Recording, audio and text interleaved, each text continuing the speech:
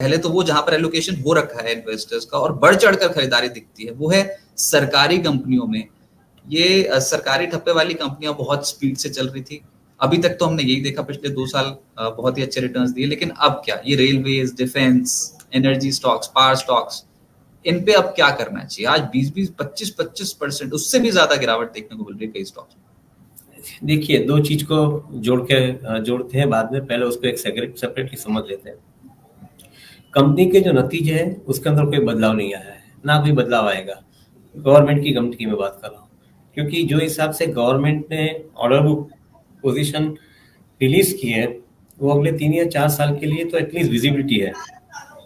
And if this government is in power तो they will further allocate money towards infrastructure, तो उसमें मेरे को कोई डाउट नहीं दिखता है। अगर जो चैलेंज हम देखने जा रहे हैं पब्लिक सेक्टर अंडरटेकिंग और पब्लिक सेक्टर बैंक के अंदर, वो चैलेंज मार्केट की तरफ से है। क्योंकि मार्केट में जो ट्रेडर उभर के आया था उसने एक नैरेटिव सेट कर दिया था कि पीएसयू कंपनीज के लिए कोई भी भाव में दाम, कोई भी दाम में, without looking at the growth you can pay the valuation. तो ये जो नैरेटिव जिसने सेट किया था, जो ट्रेडर है, जो पोजिशनल ट्रेडर है, उसने ये नैरेटिव सेट किया था, वो ट्रेडर को पनिशमेंट डेफिनेटली मिलेगी। बट जो इन्वेस्टर है उसके लिए शायद थोड़ा कम बट सस्टेनेबल बेसिस पे एक रिटर्न मिल सकता है। तो सरकारी कंपनियों में वैसे खरीदना क्या चाहिए? क्या करें जैसे आपने बोला कि मेरिट बेस आप इन्वेस्ट कर सकते हैं। अब वो मेरिट बेस में डिफेंस कंपनियां हैं या रेलवे स्टॉक्स हैं कि नहीं, क्योंकि सबके पास तो बहुत ज्यादा, हमारे पास सवाल भी तो नहीं कि बहुत ज्यादा डिफेंस और रेलवे पे क्या करें।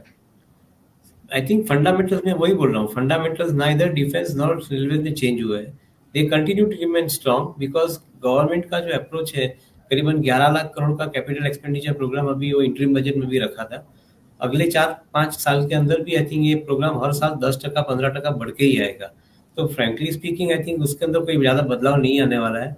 और मैं ऐसा समझता हूँ कि पब्लिक सेक्टर कंपनीज के लिए ये सबसे बड़ा जरूरी है, क्योंकि if government is spending money on infrastructure, not only I think they give business to public sector companies, but they also create employment in the economy, and at the same time they bring down structurally the inflation and other aspects. So मेरा ऐसा मानना है कि I think government will not shy away from continuing with the reform, and maybe parliament के अंदर कैसे उसको deal करना, उसके लिए एक सेपरेट एनर्जी सेट करनी पड़ेगी उनको। But otherwise I think economy और इंडस्ट्री के लिए मैं समझता हूँ कि आई थिंक उनका व्यू पॉइंट बना रहेगा, कंटिन्यूड रहेगा।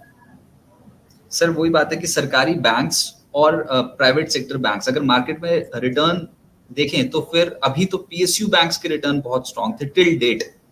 तो अभी क्या करना चाहिए? क्या अगर बैंकिंग सेक्टर पे एक्सपोजर लेना हो तो रजत वही बात हम कर रहे हैं कि अपने जो नैरेटिव पब्लिक सेक्टर बैंक के लिए सेट किया था उसमें बदलाव आ सकता है, कंपनी के वर्किंग में बदलाव नहीं आएगा।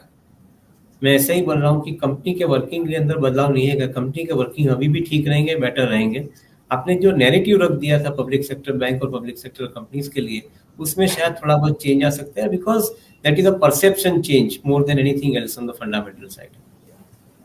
बिस्तक आपके लिए लाया है प्रीमियम मेंबरशिप प्रोग्राम, जहां आपको मिलेंगे कई सारे फायदे, जिनमें मार्केट न्यूज़लेटर, लाइव चैट पर आपके सवालों के सबसे पहले जवाब, मार्केट आउटलुक, वीकेंड पर मार्केट स्कैन, एंकर्स के साथ चैट और भी बहुत कुछ। इस प्रीमियम सब्सक्रिप्शन में 3 तरह के प्लान्स हैं, सिल्वर, गोल्ड और प्लैटिनम, जिनकी शुरुआत मात्र 159 रुपए महीने से होती है। इससे जुड़ना भी बेहद आसान है। बिस्तक के YouTube चैनल पर जाएं, ज्वाइन बटन पर क्लिक करें और अपना प्लान सिलेक्ट करें। बस बन गए आप हमारे प्रीमियम मेंबर।